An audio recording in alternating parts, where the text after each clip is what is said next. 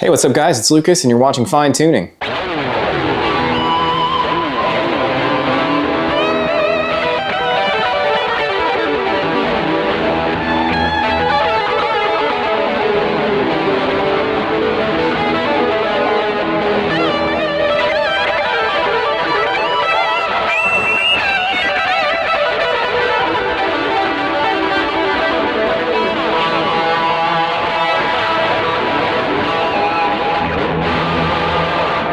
Today we're going to be talking about this guitar, which is the Epiphone 1959 Les Paul Standard. This is their kind of top of the line, inspired by Gibson custom shop guitar.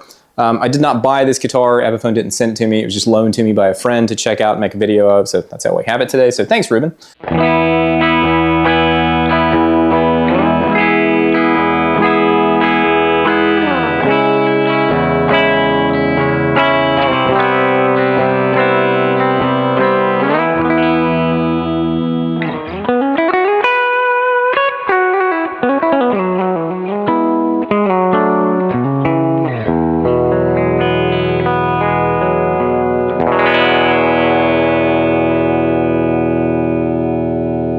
So since about 2020, Epiphone has been really kind of pushing that line of how close the Epiphones are in aesthetic and specs to the Gibson guitars. They've been just closer and closer.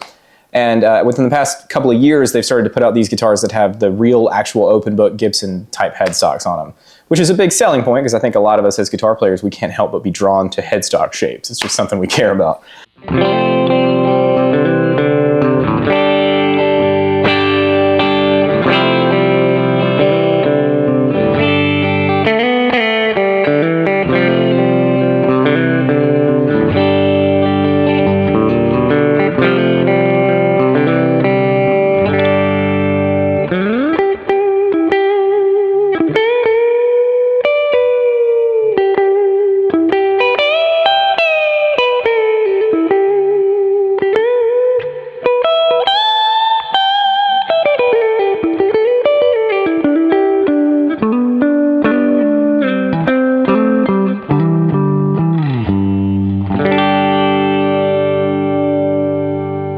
So I'm going to splice in a bunch of clips of sound examples here of the guitar, but I'm also going to give you some of my opinions about how the guitar functions and how it sounds and what I think its value is, who maybe it's for and isn't for, and my just general kind of overall feelings about the guitar.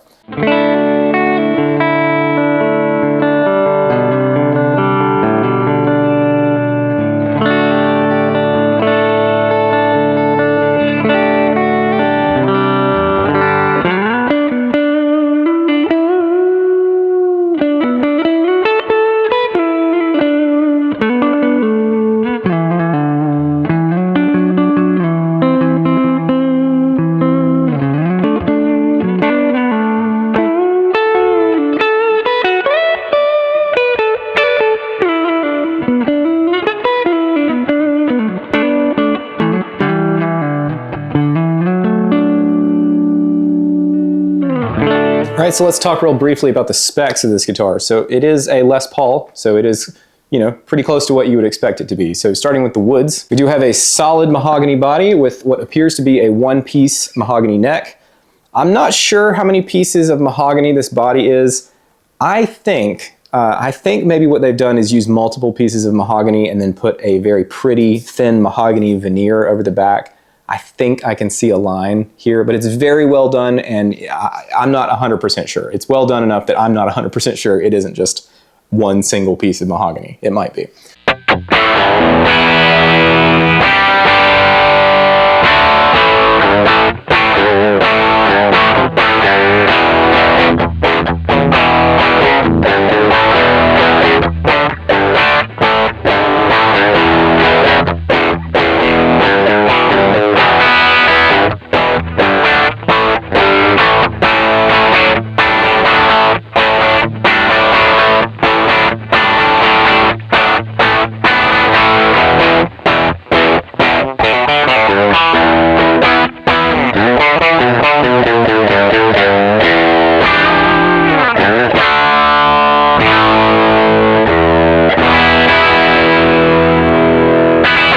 It does have a rosewood fingerboard, whereas some of the cheaper Epiphones have like laurel, maybe, I think. This does have a full thickness maple cap with a very pretty maple veneer over top of it. No holly up here at the headstock like you would see on a Gibson Custom Shop. It is just painted black. That's fine. And of course it does have the beautiful Gibson open book type headstock.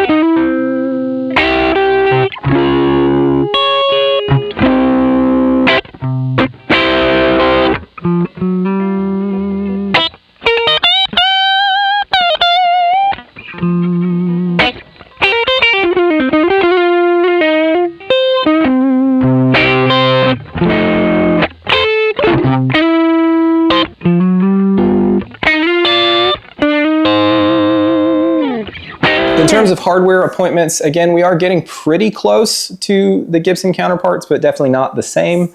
So for instance, this does appear to be like an ABR1 type bridge, but a real ABR1 would have the studs mounted directly into the wood. This does have those little kind of adapter pieces underneath it. Not a big deal, just worth mentioning.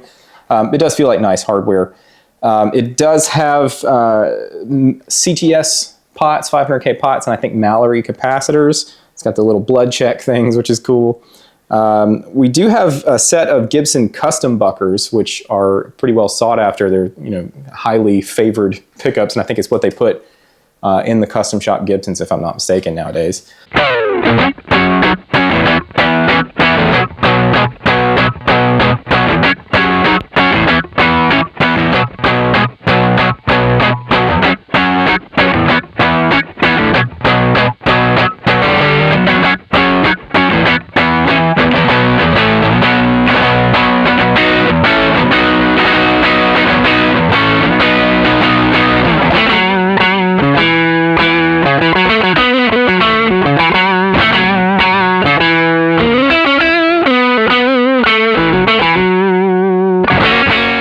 Graphtec nut, which is a cool thing to see. It does seem to stay in tune pretty well, which is nice.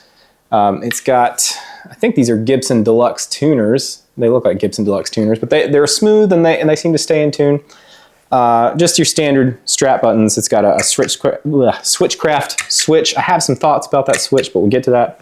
The classic plastic jack plate, all that kind of stuff.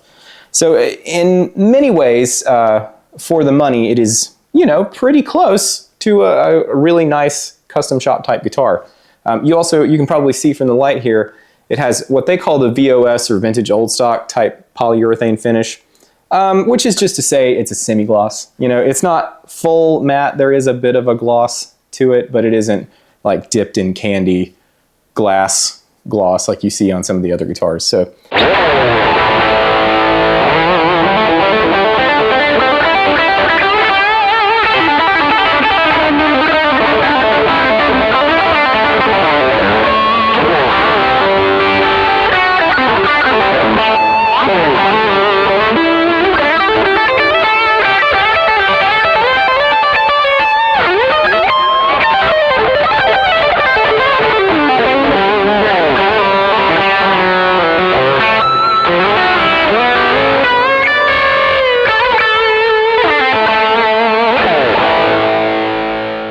All right, so let's talk a little bit about the things that I like, and then we'll also touch on the things that I dislike.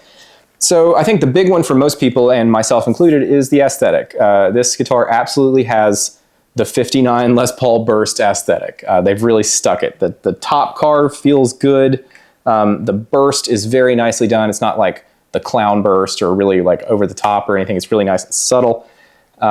Just the whole, obviously the open book headstock is a big selling point. It looks very nice. The headstock angle looks good. Just the whole aesthetic of the guitar, I think, is really spot on.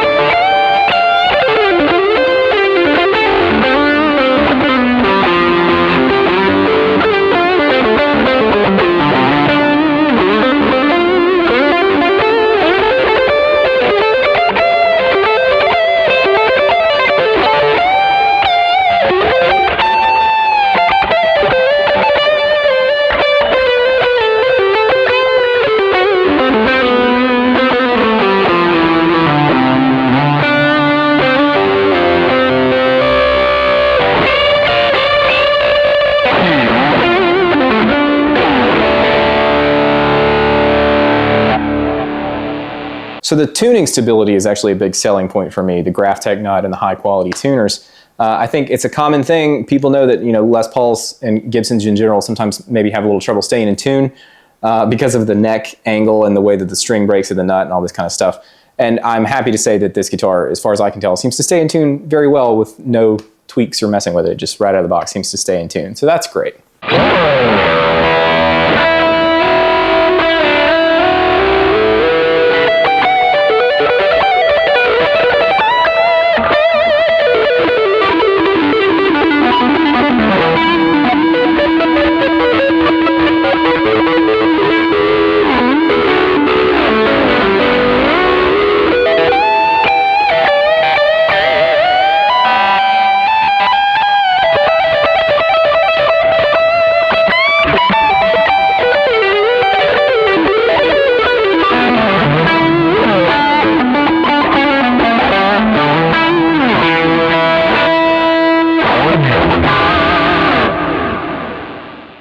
Also the pickups, that's a big selling point of this guitar, is it has the Gibson custom buckers, which I believe is what they put in their custom shop guitars, and they do sound really good. They are unpotted, which means they can be a little noisy in some situations, and we'll touch on that. But in terms of tone, I think they sound really, really good. They're great sounding pickups, and I think it's a good addition to the guitar.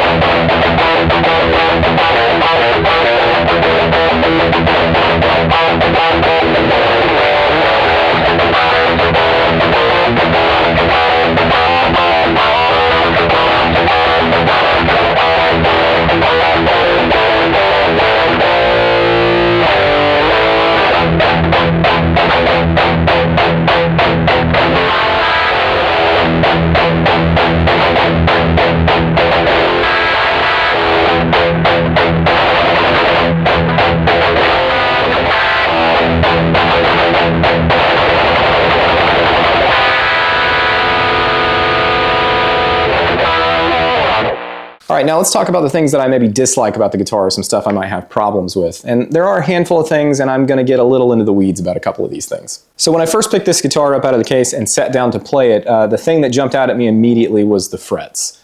They are not level, and I am baffled to this day at how Epiphone can continue to sell more and more expensive guitars and continue to have more and more fret problems. This is something I would expect at a guitar in the $200 to $300 price range to have some little bit of wonky frets, but this is a $1,300 guitar. It is inexcusable for this guitar to have high frets. And there's only two ways this could happen. Either the guitar left the factory with unlevel frets, which is inexcusable, or you didn't do a good enough job drying the wood, so when you sent the guitar somewhere, the wood warped and moved, and that created unlevel frets. Also inexcusable. Also, it's worth mentioning, this guitar does have the neck binding like the Gibsons do, but what it doesn't have is the fret end nibs like the Gibsons usually have. So the fret does go all the way out to the edge. And I bring that up because they've done a relatively good job of making sure there's no fret edge hanging over, which is good. The problem is that they didn't do a great job rounding the corners of the frets. So as I run my hand up and down, I can absolutely feel the sharp ends of several frets. So it just feels like a guitar that was made hastily. Also, in terms of factory setup, because I haven't done anything with this guitar other than just kind of adjust the neck relief and the action just a little bit. I purposely did not do anything to it because it isn't my guitar. Something else I noticed is the nut slot height. And I thought in particular on the high strings, on the unwound strings, the nut slots felt really high. They're wide enough because the guitar is staying in tune fine. But they're just harder to press down, particularly up here, than they should be, in my opinion. And so I went and I got my little feeler gauges and measured them. And sure enough, they are, I think, quite a bit higher than they should be. And more specifically, there's no pattern to them. There's no measurements that have been done here to me. It looks like usually you might see like a radius or something like that, or more kind of even measurements, but they're just all over the place. So that the high wound strings are too high, and most of the wound strings are okay. Maybe one's a little high. But there's just no pattern to it. So to me, it feels like somebody put this on a bench and went rip, rip, rip, rip, rip, and just sent it on its way. And that is, if you know anything about setup, the nut height goes a long, long way into making a guitar feel good to play. So that's something I noticed, you know, between the playability of the frets or the lack thereof, and then the nut slot height. That's kind of a problem. So moving on from the neck and the nut and everything down here into the body, I have a couple of little grievances with the electronics. So first thing is this switch. This is a Switchcraft toggle and is advertised as such, but it's really stiff. When you have it in the bridge position, I have to apply quite a bit of pressure to get it to go from one side to the other, and consequently, it's kind of hard to get it to stay in the middle or to land in the middle, because you have to apply so much pressure that it wants to just jump all the way from one side to the other. That's really mostly a problem if you're playing, if you're like in the middle of a song and you want to switch to a different sound. I mean, it's like hard to do. So that's kind of frustrating. And then talking about the pots, as I said, they do feel good. Like they have a nice smooth throw to them, so they don't feel sticky or stiff or loose or anything, which is nice. The taper could be better. I'm not sure what kind of pot they are. I mean, in terms of if they're audio or linear taper or whatever. But I noticed that around 2.5 or something, it cuts out on the volume control. I would like it to be a little lower than that. I'd like to get down to 1 before the volume control's out. Also, with a 50 style guitar, you think of that 50 style wiring where when you roll the volume control down, you retain a lot of the top end. This doesn't really do that. I didn't really thoroughly go and look to see how they've got it wired, but it doesn't do that. It starts to get pretty muffled after you roll it down 1 or 2 notches. So I don't like that. I like the guitar to retain the top end as I roll the volume control down. Finally, this isn't really a grievance, but I feel like it bears mentioning again because I just want to make sure you know what you're getting into if you're not familiar with all this kind of stuff. These custom buckers, they are very nice sounding pickups. However, they are not wax potted. And that's important because that means they're microphonic, and that might be a desired trait. That's how the original guitars were. They were microphonic. However, if you go and plug this guitar into a big loud amp and you have a reasonable amount of distortion happening or something like that, it's going to squeal like a pig at you. And you could probably hear it do that in some of the clips where I'm playing lead with some level of gain on top of it. So I just feel like that bears mentioning that, you know, keep in mind these are non-wax potted pickups. They will squeal at you. They are microphonic, but they're designed that way. They're meant to be that way. So just want to make sure you know that. So that brings me to my final sort of question about this guitar, and that question is, who is this for? And I don't know, because this guitar new, as of the making of this video, cost $1,300. And for not much more than that, you can buy a used Gibson Les Paul, like a classic or a standard or a traditional or something like that. Like I have a Gibson Les Paul Classic up here on my wall. There's a video, I'll leave a link up here. And I bought that guitar off Facebook Marketplace for $1,500, and you can do that. So the only thing I can imagine is, well, okay, I want a new guitar. I don't want a used guitar. Fair enough. Then this guitar should not have all these problems. At this price point, you should not have frets that aren't level. That's inexcusable. The toggle switch is a problem. These are all symptoms of quality control not being good. So, and the fact that this is the highest end level of Epiphone's like custom shop, they're like, this is their most expensive stuff, and these are still getting out of the factory with problems, tells me that they're just not doing a good job with quality control. So it's a people problem thing that they could fix. Because otherwise, as I said, I think the design and the aesthetic and everything is really on point. And I so want to be able to recommend this guitar to you. I really do, because it looks awesome and I think it sounds pretty good. And it's much less than buying a brand new Les Paul Standard. I mean, considerably less. So I want to be able to say like, yeah, this is really cool. This is a way to get you much closer. But I can't in good conscience do that because it has all of these issues. So could you fix this stuff yourself? Yes. Or you could get a luthier to do it. Yes. You're just going to have to pay another several $100s to get frets leveled and stuff. If you see this and you're dead set on it and you're like, no, I still want that guitar. I don't care what he has to say. Fair enough. I would just recommend that you buy it from a reputable dealer who is going to work with you on returns. So if you buy it from Sweetwater or Zounds or something like that, those guys are going to make sure that if you get a guitar and there's a problem with it, they're going to help you get it exchanged or get it fixed or whatever. So don't buy it from Guitar Center is what I'm saying. I will say I'm going to keep checking this kind of stuff that they do out periodically, and I hope that one of these days I'm going to pick these up and go, yes, these are awesome. I can recommend them because I love Gibson guitars. I think they're so cool and so classic, and I just love the music that they made back in the 60s and 70s. So I love that whole aesthetic. So I really want these to be great. And should they ever become great, I will let you know. It'll be the first thing I do. But anyway, until next time, thank you guys for sticking around, and I hope you've enjoyed the video, and I will catch you later.